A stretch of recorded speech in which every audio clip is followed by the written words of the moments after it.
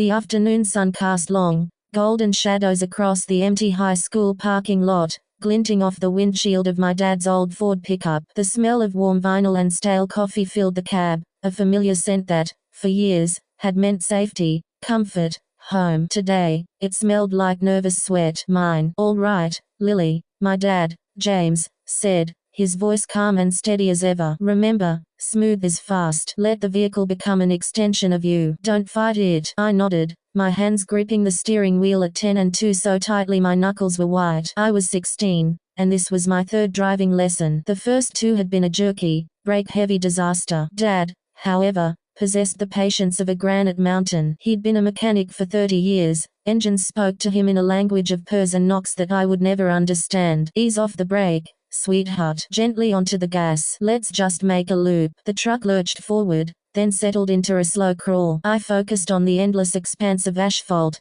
the distant chain-link fence, the yellow parking lines blurring past. My world had narrowed to the dashboard and my father's quiet presence in the passenger seat. Driving with Dad was a study in contrasts. My friends learned from their mums, with soundtracks of sharp intakes of breath and slammed imaginary brakes. My dad was different. He taught driving like he taught me to check the oil or change a tire, a necessary, mechanical skill, but one underpinned by a deeper philosophy. It was about respect for the machine, awareness of your environment, an understanding of cause and effect. He never yelled. He just guided. Good, he murmured as I navigated a wide turn. Now, your eyes are your best tool. Always look where you want to go, not at the pothole you're trying to avoid. The car follows your gaze. It was more than a driving tip. It felt like life advice. I'd heard variations of it my whole life. Fix the problem, not the blame. A steady hand wins the race. Listen to what's not being said. We drove in silence for a while, just the rumble of the engine and the soft country station he always had on. I started to relax, my shoulders dropping from my ears. The truck felt less like a wild beast and more like a clumsy, heavy pet. You're getting the hang of it, he said, a note of pride in his voice that warmed me more than the sun. Pull over by the bleachers. Let's take a break. I managed a somewhat coordinated stop, shifting into park with a clunk. I let out a long breath I didn't know I'd been holding. Dad reached into the small cooler behind his seat and pulled out 2 bottles of root beer, the old-fashioned kind in glass bottles. He popped the caps off on the edge of his seatbelt buckle and handed me one. Thanks, Dad. We sat in comfortable quiet, sipping our drinks. This was our rhythm. My mum, Sarah, was the talker, the planner, the emotional heart of our home. Dad and I communicated in shared silences, in the simple act of working on something together. He was a man of few words, but when he spoke, you listened. His words had weight. I looked at him then, really looked. His dark hair was more salt than pepper now, his hands permanently etched with faint, ground in grease no amount of soap could remove. His plaid shirt was frayed at the cuffs. He was staring out at the football field, his blue eyes distant. You know, Lily, he began, his voice softer now, taking on a reflective tone I didn't often hear. Teaching you this, it's got me thinking about my dad. Your Grandpa Robert. I stayed quiet. Grandpa Robert had died when I was little. I only knew him from photographs. A stern-looking man in a military uniform or holding a fish almost as big as he was. Dad rarely talked about him. He taught me to drive in a beat-up Chevy on the back roads of Nebraska.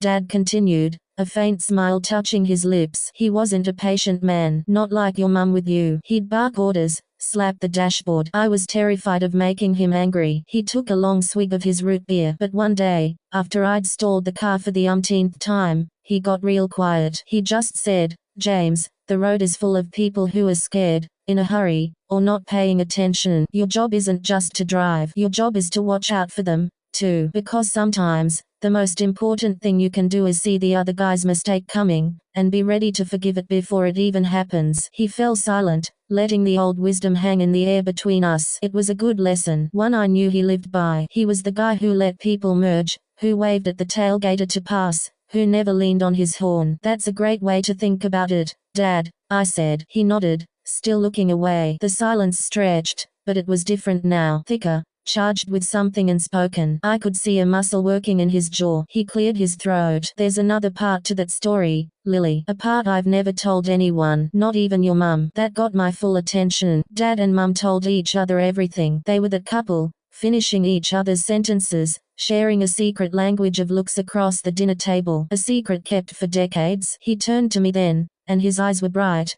shimmering with an emotion I couldn't immediately place. Not sadness, exactly. Something more profound. The day after he gave me that advice, Dad said, his voice barely above a whisper, we were driving into town. A beautiful, clear autumn day. I was behind the wheel, feeling pretty confident. We came over a rise, and there was a car stopped in the middle of the road, just sitting there. A young woman was standing beside it, looking utterly lost. I panicked. I slammed the brakes, overcorrected, and sent us skidding right into the ditch. He paused, his hands tracing the label on his bottle. We were fine. The truck was fine, just muddy and shaken. The woman came running over, apologizing profusely. Her car had just died. My dad got out, waved off her apologies, and spent the next hour under the hood of her Ford until it coughed back to life. He sent her on her way with a smile. A simple story of kindness. But the look on his face told me it wasn't the end. On the drive home, he continued, I was so ashamed. I apologized over and over for crashing. I figured he'd be furious. All that watch out for other people talk, and I'd driven us into a ditch. But he just waited until I ran out of steam. Then he said, James, I need to tell you something. That woman back there, her name was Eleanor Hayes. The name meant nothing to me. I shook my head slightly. A single tear escaped the corner of Dad's eye and traced a path through the fine dust on his cheek. He didn't wipe it away. 3 years before I was born, he said, the words coming slowly, as if each one cost him something. My dad, the man you know as your grandpa Robert, was engaged to be married. Her name was Eleanor Hayes. The air left the cab of the truck. I felt dizzy, as if the world had just tilted on its axis. He loved her more than anything, Dad whispered. But he was young, scared of the commitment, I guess. A month before the wedding, he broke it off. He broke her heart. He told me it was the biggest mistake of his life. He regretted it almost immediately, but his pride, his shame, kept him from going back. By the time he worked up the courage, she had moved away. He never saw her again. For 25 years, he carried that guilt, that love, that profound regret. He married my mum a few years later. He loved her, they had me, but Eleanor was the ghost in every room, the shadow on every happy memory. I couldn't breathe. I just stared at my father, this solid, dependable rock of a man, as he revealed a fault line running deep into our family's past. That day in the ditch, he went on, was the first time he'd seen her since he walked away. He recognized her the moment he saw her standing by that car. All those years of wondering, of pain, and there she was, right in front of him, needing help. Oh my God, Dad, I finally managed. What did he do? What did he say? Nothing, Dad said, a small odd smile breaking through. He didn't say a word about who he was. He just fixed her car. He told me later that it was his one chance at absolution. Not to win her back, not to reopen old wounds, but to finally do something right by her, to be there for her in her moment of need, even if she never knew it. He gave her the help he couldn't give her 25 years before, and then he let her go, for good. He finally turned his full gaze on me, his eyes overflowing. He told me that story on the drive home from the ditch, and then he said, James, I'm telling you this for one reason. Driving, life, it's all about the choices you make at the crossroads. You'll come to them, son. Moments where you can go one way or the other. I chose wrong once, and I paid for it every single day. When you find your Eleanor, you hold on. You don't let pride or fear make the choice for you. You pull over, you get out of the damn car, and you help. You commit. You choose love, even when it's hard. Even when you're scared. Especially when you're scared. He reached over and placed his rough, warm hand over mine on the gear shift. And then he made me promise that when I fell in love, truly in love, I would be brave. I wouldn't make his mistake. I was crying openly now, the tears hot on my cheeks. So, you and Mom? The moment I met your mother at that college bonfire, I knew, he said, his voice thick with emotion. I knew she was my Eleanor, and I was terrified. But I heard my dad's voice in my head. I didn't hesitate. I asked her out the next day. I proposed 6 months later. I chose Lily. Every single day, I choose her. And it's the best choice I've ever made. He squeezed my hand. I'm telling you this now,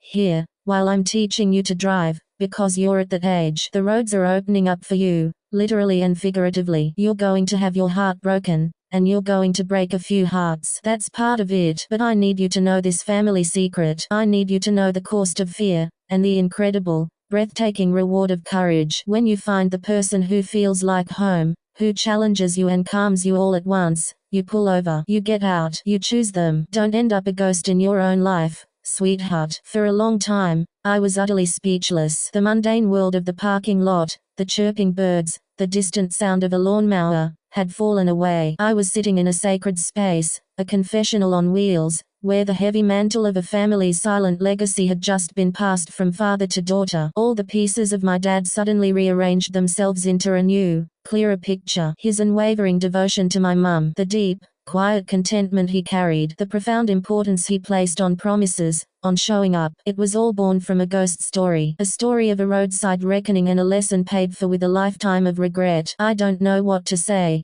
I whispered finally, my voice hoarse. You don't have to say anything, he said, wiping his eyes with the back of his hand, a gesture so vulnerable it made my heart ache. Just remember it, carry it with you, and maybe, one day, you'll tell your own kid, while you're teaching them to drive in some old truck. He gave my hand one last pat and took a shaky breath, visibly pulling himself back together. All right then, enough of that. Let's get this rig out of the parking lot and onto some real roads. You ready? I wasn't, not even close. My mind was reeling, my emotions a turbulent sea. But I looked at my dad, this brave, tender, complicated man who had just entrusted me with the deepest truth of his heart, and I nodded. I turned the key, the engine rumbling to life. I checked the mirrors, signaled, and eased onto the gas. We pulled out of the parking lot and onto the quiet, tree-lined street that led toward home. The sun dappled through the leaves, painting the road ahead in moving patterns of light and shadow. I drove carefully, smoothly. I watched the road,